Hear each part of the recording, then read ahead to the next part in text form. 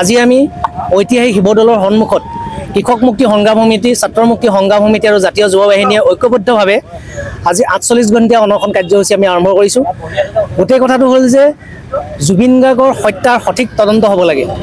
জুবিন গাৰ্গ ডাঙৰীয়াক যিসকল ব্যক্তিয়ে হত্যা কৰিলে তেওঁলোকক ফাঁচি দিব লাগে আৰু জুবিন গাৰ্গ ডাঙৰীয়াৰ হত্যাৰ তদন্ত অলপ খৰতকীয়া হ'ব লাগে। নহ'লে অসমৰ জনতাই ব্যাকুল হৈ ৰৈ আছে যে জুবিন গাৰ্গ ডাঙৰীয়া হত্যাকাৰী কেতিয়া ধৰা পৰিব, এই হত্যাকাৰীক কেতিয়া ফাঁচি দিব।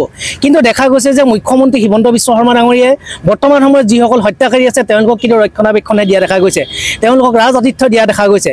কিন্তু সঠিক ধৰণে যি ধৰণে হত্যাৰ তদন্ত কৰিব লাগিছিল এই তদন্ত কিন্তু মুখ্যমন্ত্ৰী হিমন্ত বিশ্ব শৰ্মা ডাঙৰীয়াই চৰকাৰখনে যি আগভাগ ল'ব লাগিছিল কিন্তু লোৱা এই মুহূৰ্তলৈকে দেখা নাই।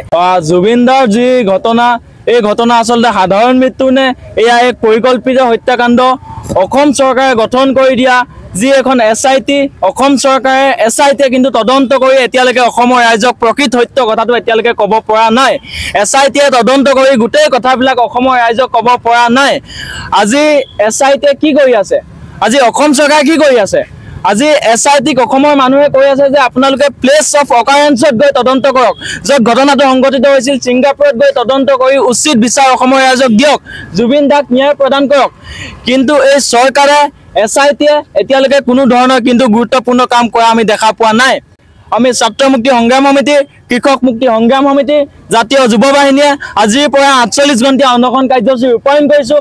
আৰু আজি আমি এই কাৰ্যসূচীৰ জৰিয়তে অসম চৰকাৰ তথা অসম আৰক্ষীক এটা কথা জনাই দিব বিচাৰিছোঁ, এটা কথা স্পষ্ট কৰি দিব বিচাৰিছোঁ, যদি অনতি পলমে জুবিন দাক যদি ন্যায় প্ৰদান নকৰে অনাগত দিনত কিন্তু ইয়াতকৈ ভয়াৱহ কাৰ্যসূচীৰ সৃষ্টি হ'ব। আজি আমি অনাগত দিনত কেইবাটাও কাৰ্যসূচী লৈছোঁ। ধাৰাবাহিকভাৱে ছাত্ৰ মুক্তি সংগ্ৰাম সমিতি, কৃষক মুক্তি সংগ্ৰাম সমিতিয়ে প্ৰতিবাদ কৰি আহিছে জুবিন দাৰ ন্যায় দাবীত। আৰু আজিও আমি এই প্ৰতিবাদৰ আৰম্ভণি কৰিছোঁ। ইয়াৰ পৰা অসম চৰকাৰক আমি দাবী জনাইছোঁ যে জুবিন দাক অনতি পলমে ন্যায় প্ৰদান কৰিব লাগিব। যি এখন SIT চৰকাৰে গঠন কৰি দিছে, স্পেচিয়েল ইনভেষ্টিগেশ্যন টিম, এইটো SIT নহয়, এইটো FIT। আমি কৈছোঁ এইটো FIT, এইটো ফটোৱা আচলতে ইনভেষ্টিগেশ্যন টিম, এইটো কোনো কাৰণতে স্পেচিয়েল ইনভেষ্টিগেশ্যন টিম হ'ব নোৱাৰে। অসমীয়া ৰাইজৰ প্ৰাণৰ আৰু হিয়াৰ আমঠু জুবিন গাৰ্গ ডাঙৰীয়াৰ যি অভাৱনীয় যি মৃত্যু হ'ল, এই মৃত্যুত আমি সঁচাকৈ হতচকিত হৈছোঁ। আৰু আজি আমি ৪৮ ঘণ্টীয়া এই অনশন কাৰ্যসূচী ৰূপায়ণ কৰিব লগা যি ঘটনা হৈছে, এই ঘটনাটোৱে বৰ্তমান সময়ত আমি এটা কথাই স্পষ্ট কৰি দিব বিচাৰিছোঁ যে অসম চৰকাৰৰ যিজন মুখ্যমন্ত্ৰী, যাক আমি ছুপাৰ CM বুলি কওঁ, তেওঁ এজন ধৃতৰাষ্ট্ৰ। আমি আখ্যা দিছোঁ তেওঁক ধৃতৰাষ্ট্ৰ হিচাপে। কাৰণ ইমান আজি 30 দিন সময় উকলি গ'ল, তথাপিতো SITয়ে তদন্ত, কিন্তু আজিলৈকে আমি তদন্তৰ একো প্ৰতিফলন দেখা নাই। আৰু আমি এইখিনিতে এটা কথা স্পষ্ট কৰি দিব বিচাৰোঁ যে SIT তদন্তত ক'ৰবাত সুৰুঙাই ৰৈ যাব নেকি? দোষীসকল সঁচাকৈ শাস্তি পাবনে নাপায় এই কথাটো আমি কিন্তু অসমৰ ৰাইজ আৰু আমি উদ্গ্ৰীৱ হৈ আছোঁ।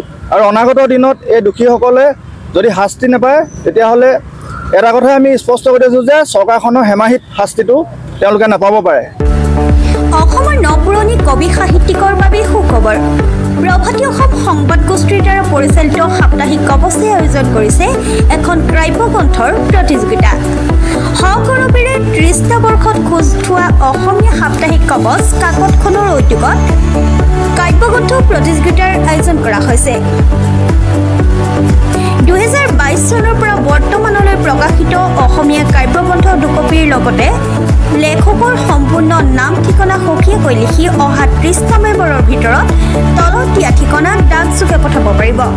আমাৰ ঠিকনা সাপ্তাহিক কবচ, প্ৰভাতী অসম সংবাদ গোষ্ঠী, বিজয়নগৰ ডাকঘৰৰ সমীপত, কলিতা মাৰ্কেট, ৩য় মহলা, জিলা কামৰূপ অসম ৭৮১১২২।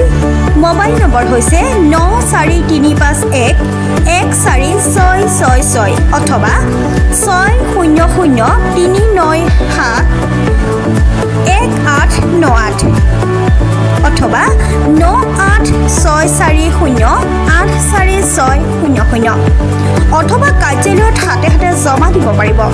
এই প্ৰতিযোগিতাত বয়সৰ কোনো সীমা নাই। অহা জানুৱাৰী মাহত ফলাফল ঘোষণা কৰাৰ লগতে বঁটাসমূহ বিতৰণ কৰা হ'ব। সকলো প্ৰতিযোগীকে মানপত্ৰ প্ৰদান কৰা হ'ব।